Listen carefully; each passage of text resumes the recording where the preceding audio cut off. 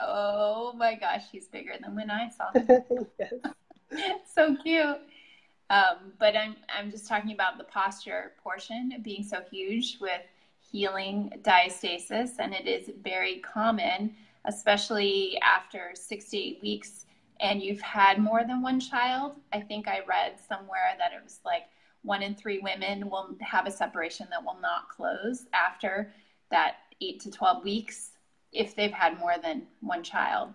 So it's very common, but it's very treatable too. And a lot of times if you let that go, and it's not only the aesthetics that women are concerned about, but they start getting back pain, or they have more issues with pelvic floor weakness, incontinence, and other issues kind of creep up because their core hasn't fully been healed and restored. So Totally. it's not about closing the gap all the way at all. It's about restoring what's underneath there and trying to build a better foundation and functional core.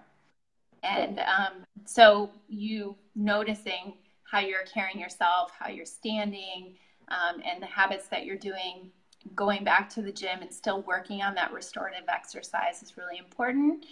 And now you're every single exercise I do at the gym, it doesn't matter if I'm doing a bicep curl, I start with pelvic floor transverse abdominis activation before I move into whatever movement I'm doing. So if I'm going to curl my weight like this, exhale, engage the core, curl the weight. Inhale, release the core, release the pelvic floor. So everything is always in sync with the core. The core drives everything. Every movement starts milliseconds before with the core, before you do arms, legs, whatever. That's just where everything starts for me.